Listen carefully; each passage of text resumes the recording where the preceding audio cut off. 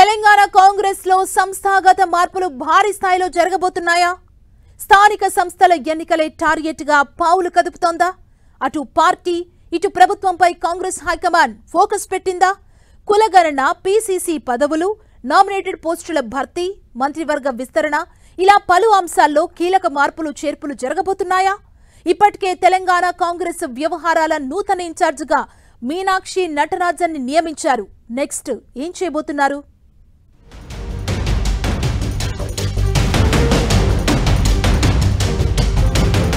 తెలంగాణ కాంగ్రెస్ కు కొత్త జోష్ నింపేందుకు పార్టీ హైకమాండ్ కంకణం కట్టుకుంది.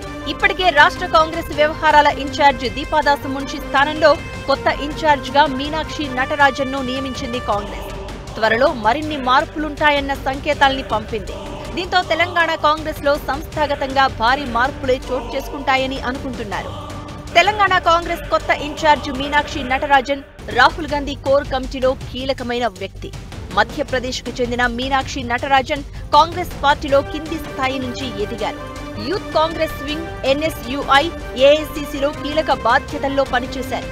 2009 ఎన్నికల్లో మధ్యప్రదేశ్లోని మందసౌర్ నుంచి పోటీ చేసి విజయం సాధించారు.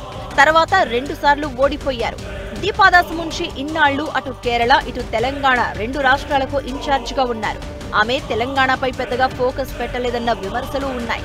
సీనియర్లు కూడా పలుమార్లు దీపాదాస్ పై హైకమాండ్ కు ఫిర్యాదు చేశారు. మున్షి తీరుతో పార్టీకి నష్టం వాటిల్లే అవకాశం ఉందని క్యాడర్ నుంచి వచ్చిన సమాచారంతో అప్రమత్తమైంది కాంగ్రెస్. దీంతో దిద్దుబాటు చర్యలు చేపట్టింది.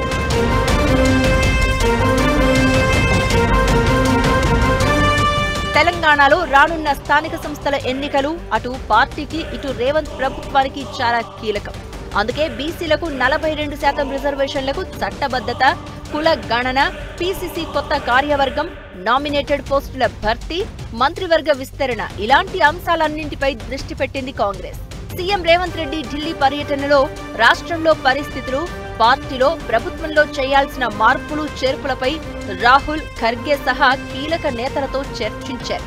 పార్టీలో జోష్ నింపే కార్యక్రమాలతో ప్రజల్లోకి వెళ్లే ప్రణాళికలు రచిస్తున్నారు.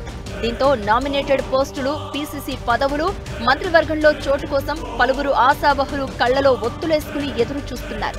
అటు పార్టీని ఇటు ప్రభుత్వాన్ని స్ట్రాంగ్ చేసుకోవడం ద్వారా వచ్చే లోకల్ బాడీ ఎన్నికల్లోనూ సత్తా చాటాలని కాంగ్రెస్ భావిస్తోంది.